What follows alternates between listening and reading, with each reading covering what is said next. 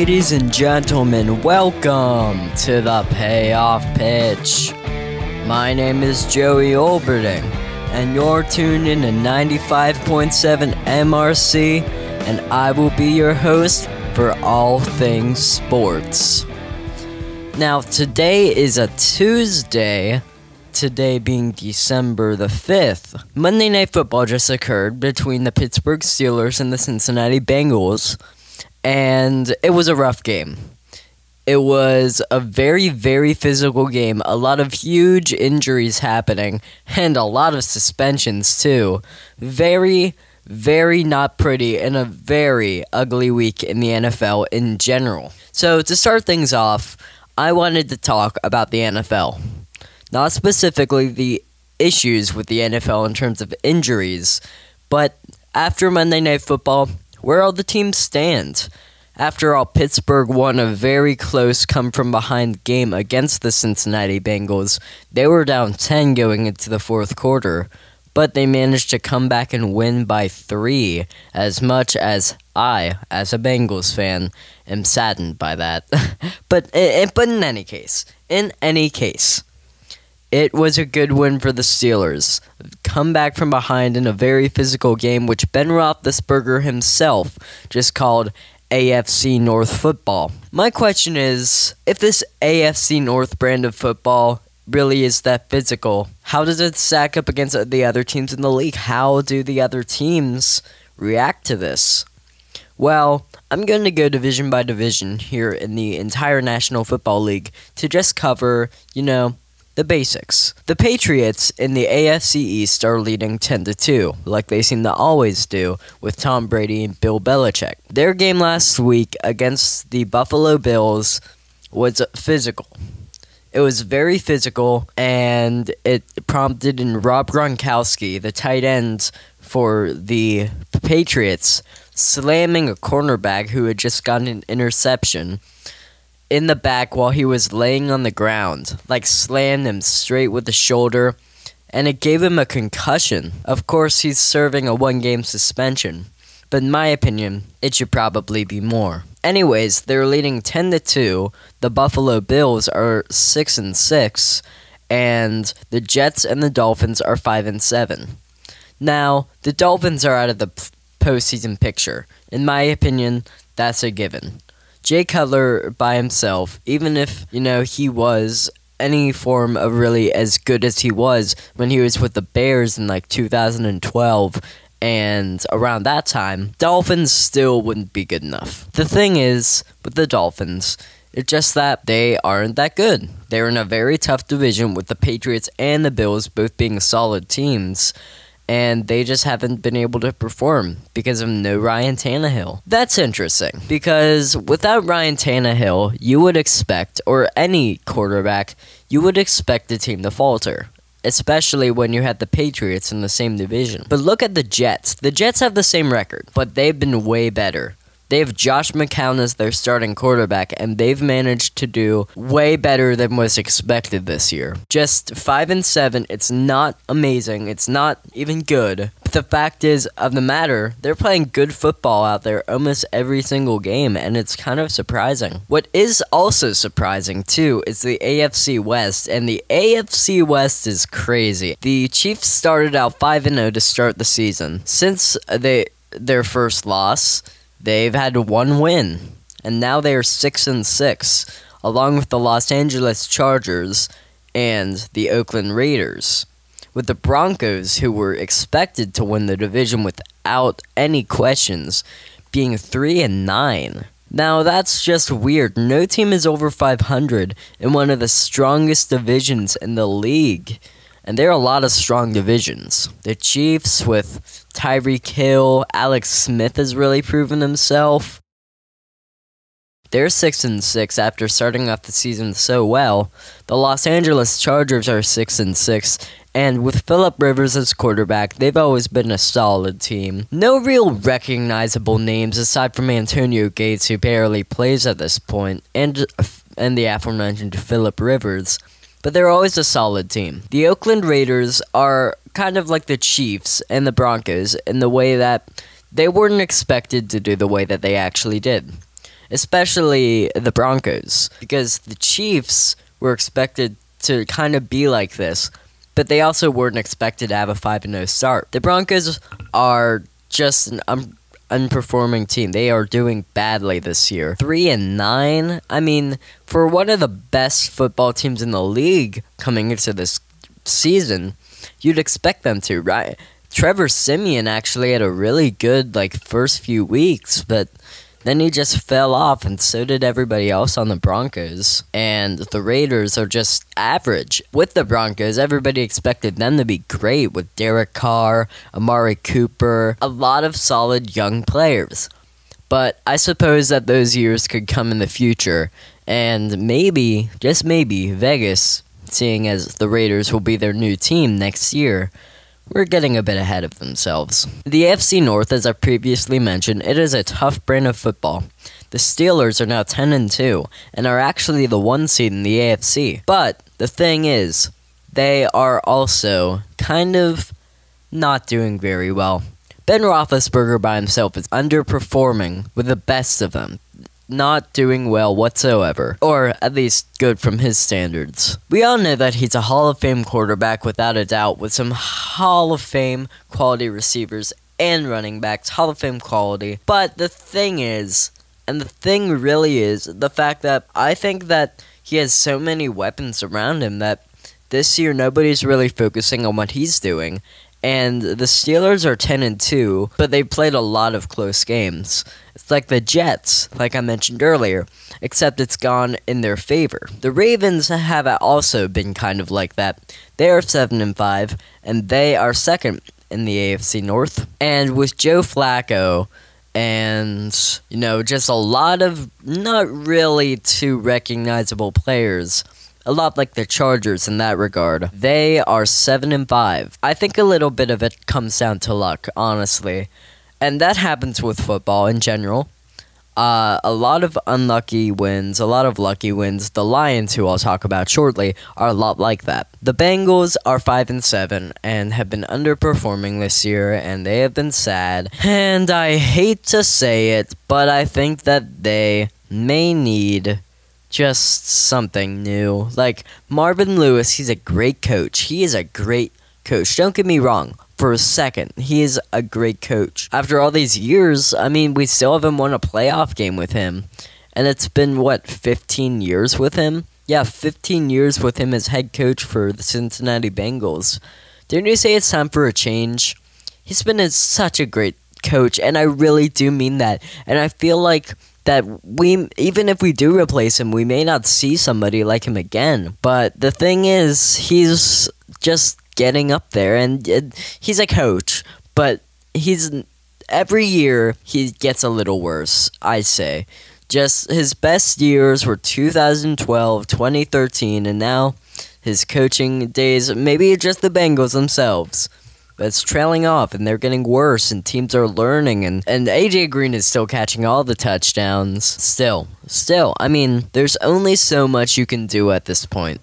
And the Browns are 0-12. I don't even need to talk about them. In the South, the Titans and the Jaguars, who I've talked about before, are two very evenly matched teams, and two very good teams in general. They seem to counterbalance each other quite a lot. The Titans with Marcus Mariota and DeMarco Murray, and the Jaguars with their elite defense that has been better than the Broncos. And I mentioned this back at about week 5. About week 5 of this year, I said the Broncos or the Jaguars have the chance to win the Super Bowl. And I said this because of their elite defenses. Of course, now we know that the Broncos totally trailed off, and so did the Chiefs. But the Jaguars have not. They are 8-4, and they are a solid team. Though they do have those 4 losses, that's because of a very strong AFC and very strong opponents, I may add. And if the Jaguars do go to London, like so many writers seem to say that they will, well then, maybe they'll just want to shoot for a championship when that does happen. The Texans are also sad. They lost to Deshaun Watson, and now their whole season has fallen apart. And the Colts were just apart from the very beginning. Moving on to the NFC, the Eagles are leading the division in the East, the NFC East, with a 10-2 record, and they are such a good team. Like, really, they feel complete in many aspects because of Carson Wentz, Nelson Aguilar, Alshon Jeffrey, all those players, and their defense has been pretty awesome too. The Cowboys and the Redskins have been a bit underperforming. Everybody kind of suspected that the Cowboys wouldn't do so hot because they didn't have Ezekiel Elliott, but they did have Ezekiel Elliott. For the first, 10 weeks of the season, they still have been an average 6-6. After that, everybody's saying, oh, blame Dak Prescott. Oh, it's Dak Prescott's fault. But it isn't. It really is not at all. It is just the fact of a team that struggles without their running back. Their star running back. Alfred Morris is not a bad running back by any means, but he is no Ezekiel Elliott. When defenses see the Cowboys with Ezekiel Elliott, they say, oh man, we got to deal with Dak Prescott, Dez Bryant, and Ezekiel Elliott? I can't do that. But without Ezekiel Elliott there's less of that threat, so they can just focus on the passing game. Because Alfred Morris is a solid running back, but he is no Ezekiel Elliott. In the West, the Rams are leading 9-3. The Seahawks are 8-4. And that's kind of a race that I'm a bit interested in, because the Seahawks are always good. They always have Russell Wilson. They always have the Legion of Boom. They always have the 12th man. But the Rams, Jared Goff, what? Didn't he have a horrible year last year? Yes, he did. He had a very bad year, and everybody said, oh, the Rams are going to do bad again in their second year at LA. But that is definitely not the case. Being 9-3 and leading the West coming out of seemingly nowhere. Meanwhile, the Cardinals, who were said, oh man, they'll be good. The Seahawks will win the division, but they will probably get a wild card. Are probably not going to get a wild card. They are 5-7, and they are not looking too hot. And their quarterback situation, in my opinion, isn't good in the slightest. The 49ers are 2-10, and that's another luck thing. They keep losing games by 3 points, and honestly, I feel like the 49ers should have a record of at least 4 wins, or at least 3 wins. Just one more win. But really, they've just been an unlucky team, along with the Lions in the NFC North. The Lions are 6-6, along with the Packers. Both of those teams have been very unlucky this year. But you know what team hasn't been unlucky? In the fact that their unluckiness has led to luck? The Vikings. The Vikings picking up, a lot of quarterbacks. Say Sam Bradford, Teddy Bridgewater, and you know what? Those quarterbacks, they're injured. So who do you have to go to? To go to a random free agent quarterback. Oh boy, this will be... Whoa, did he just throw... Whoa, he threw 2 touchdowns. Whoa. Wait, are we 10-2? We're 10-2. Whoa, we're leading the NFC? Whoa. That's pretty much, if I were a Vikings fan, that's how I'd feel about it. That is taking all the bad luck away from the other teams in the NFC North and pretty much saying... Yeah, that's ours. The Lions have been unlucky in the fact that they have lost close games, along with the 49ers and a few other teams that I've already discussed. The Packers lost Aaron Rodgers. It's as simple as that. I mean, Aaron Rodgers drives that team. There's no doubt about that. Everybody knows it, and really it isn't much of anything that people are like, whoa, really? Aaron Rodgers is that good? He drives the team? Oh, yeah, everybody knows that. And the Bears are also another just bad team. Everybody said, oh, Mitchell Trubisky will be great when he gets playing time. Mike Glennon is not good, but they've looked about the same. The same being not very good. Mitchell Trubisky had a good first game when he was there, but he hasn't really been that great. In the South, there have been a lot of great teams. The Saints are 9-3. The Panthers are 8-4. And the Falcons are 7-5, and the Buccaneers are 4-8. The Saints have that offense, but they also have defense this year. That's very unlike them. If you know the Saints thrive on their offense with Drew Brees, solid wide receivers, and solid running backs. Oh, and they have that this year. Do not get me wrong. The duo of Alvin Kamara and Mark Ingram just proves to be a great too, because Alvin Kamara young, he's quick, he doesn't get down, while Mark Ingram is smarter. And with a smart quarterback like Drew Brees manning the offense, that's just going to lead to touchdowns, and that's what has them 9-3. The Panthers are good in the same way. They have Cam Newton, and that's all you really need. The Falcons, they are 7-5. They have Matt Ryan, and Matt Ryan, At first, everyone was like, Matt Ryan, he's not doing so well after coming off of a Super Bowl year, but they're 7-5, and they're still not in the wild card. What? Oh, yeah. Because of the Seahawks and the Panthers being the wild card, both being 8-4, the Falcons, who are a solid 7-5, are on the outside looking in. Meanwhile, in the AFC, the Chiefs are just like, oh, I'm 6-6 and I'm leading the division? Cool. And the Buccaneers are 4-8, and they're looking a little sad. Anyways, I want to talk about the current playoff picture, like I mentioned a little bit earlier. So the Steelers are the 1 seed. The Steelers are the 1 seed, and the Patriots are the 2 seed. Now, this happened because of the win over the Bengals on Monday, the Steelers had. And because of that, and the Patriots not doing so well, they are now the 1 seed, the Steelers are. And the Patriots are the 2 seed. The 3 seed is the Titans, and the 4 seed is the Chiefs, who are 6-6 once again. And I feel like that's something that the NFL kind of should change, because it's kind of interesting, right? Because it's a lot like the MLB, but like it's football. And while baseball has 162 games, the NFL has 17 and 16 for all teams. And since the division leader and each division wins, I think that that's just unfair. I remember a few years ago that the Panthers won their division with a 7-9 record, and they got the 4 seed, and they did nothing with it. I feel like it should be like the NBA, where record is all that matters, but that is not the case. But in any case, the Chiefs are the 4 seed, and the Jaguars are the 5 seed. Now, the Titans and the Jaguars are still in that deadlock, and are still looking dead even. And the Ravens are the 6th seed and would face the Titans. And I think in that matchup the Titans would win, because I just think that they're a better team. In the NFC, the Vikings are the number 1 seed now, and the Eagles are the 2 seed, because the Eagles lost this week, and the Vikings did not. The 3 seed is the Rams. 3 very good teams in this top 3 seeds. And the Saints are also a very good team in the 4 spot. The Seahawks and the Panthers are the 5th and 6th seeds, respectively.